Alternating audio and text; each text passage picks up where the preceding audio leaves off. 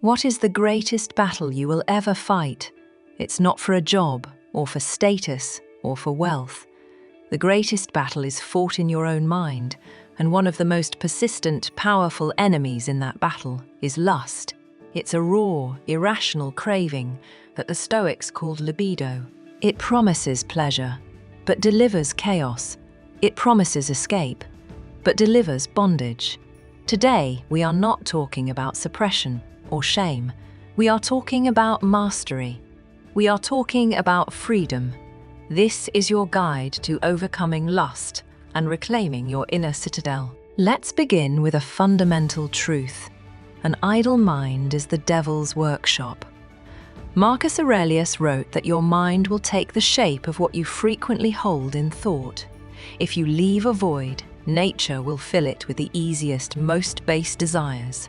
So, your first line of defense is to preemptively fill that void with purposeful action. Create what we can call an urge inventory. List 3 to 5 constructive activities you can do immediately when you feel a trigger. This could be learning a language on an app, practicing an instrument, or even cleaning your apartment. Take David, for example, a graphic designer. His compulsive habit was late night, solitary browsing. He made a rule. Every time the urge struck, he would open a 3D modeling program and work on a personal project for 30 minutes. It was difficult at first, but within 6 weeks he wasn't just resisting lust, he was building an impressive new portfolio. He redirected his energy from consumption to creation. Now, let's shift our perspective. The Stoics advise us to see the rational soul, not just the mortal shell. Epictetus gave us a powerful framework. You are a little soul carrying around a corpse. This isn't meant to be morbid, but to trigger a profound shift. Practice what we can call the soul gaze exercise. When you find your gaze turning objectifying, consciously shift your focus. Ask yourself, what are this person's hopes? What struggles have they faced? What makes them laugh? You are retraining your brain to see a person, not just a body mark. A college student used this. He struggled with objectifying women in his classes. He started this practice, reminding himself that the woman across the lecture hall was probably stressed about the same exam he was, that she had a family that loved her. This simple mental habit dissolved the fantasy and replaced it with empathy, making lustful thoughts feel hollow and disrespectful.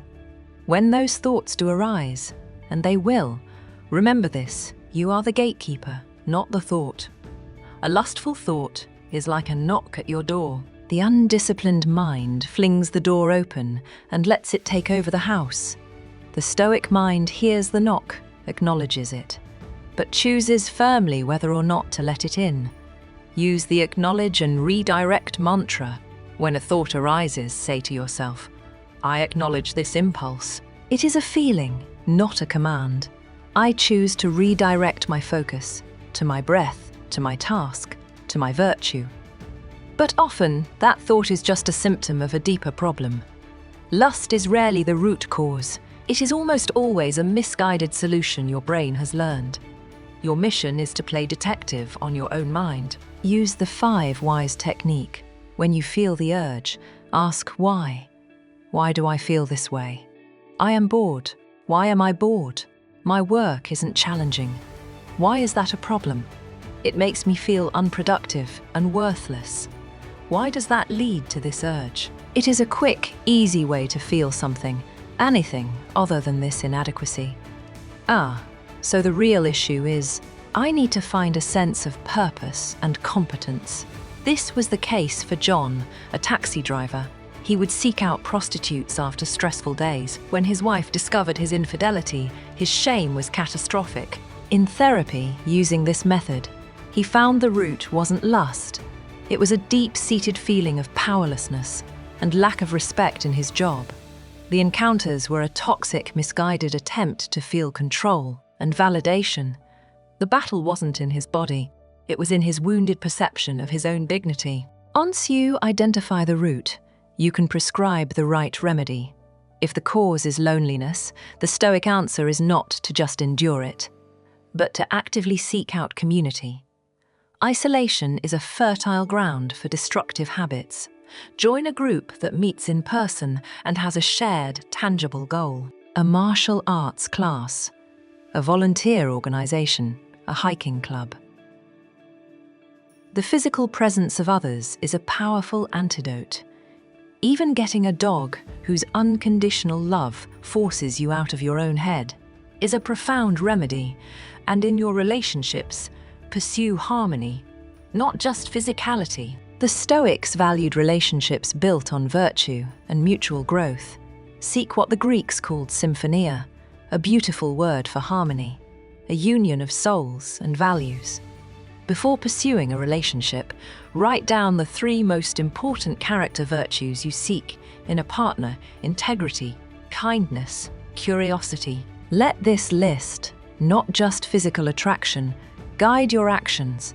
Focus on building a deep friendship first, where romance is an expression of love and shared values. Channel your energy into a mission so compelling that distractions become irrelevant. A man building his legacy doesn't have time for petty diversions. Define your sacred project.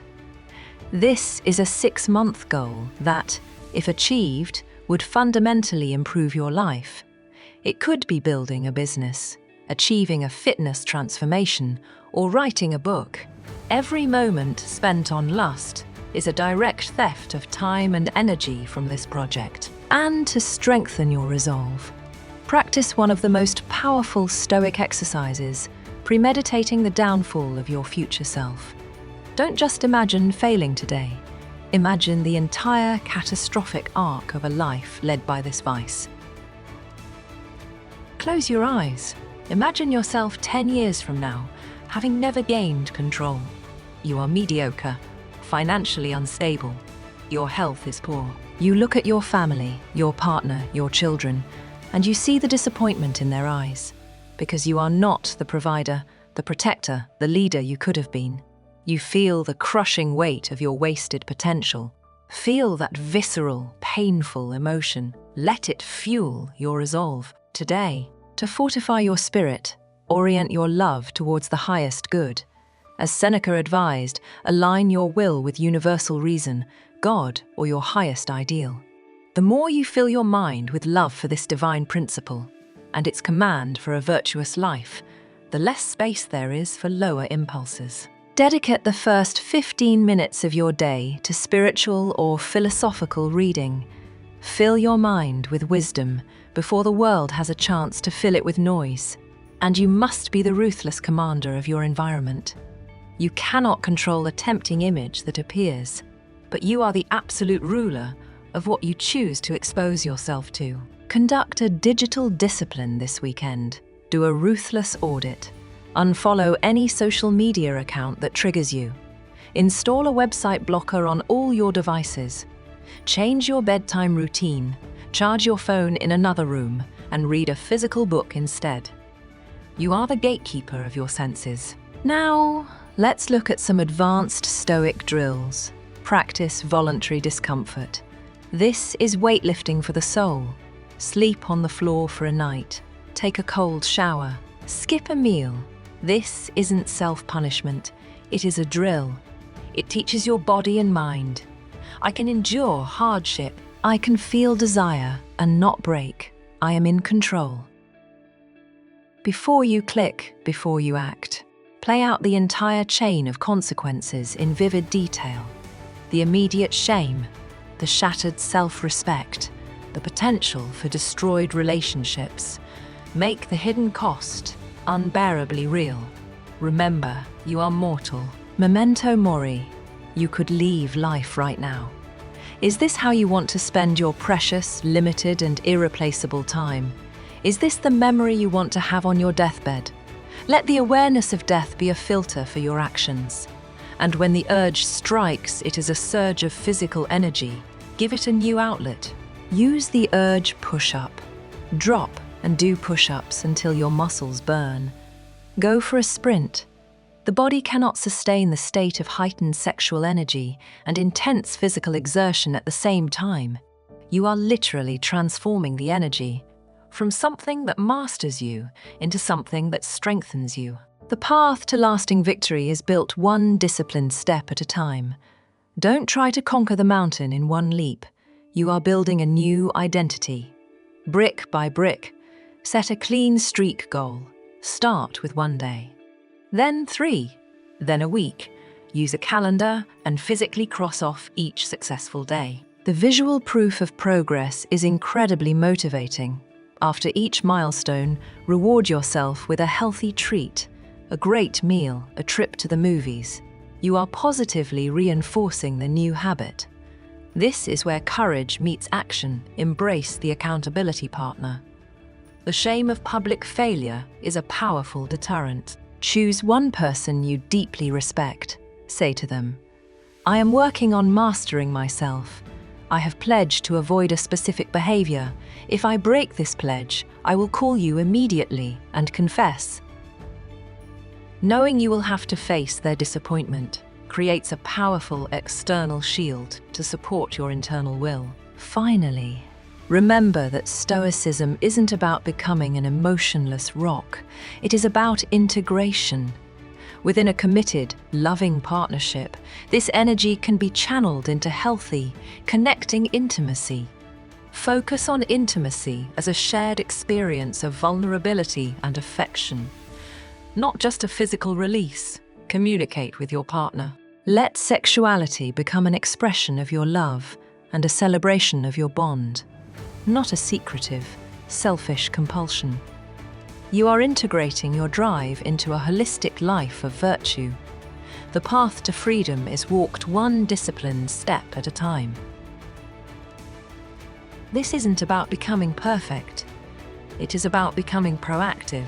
It is about replacing a chaotic, destructive fire with a steady, purposeful flame that lights your way forward.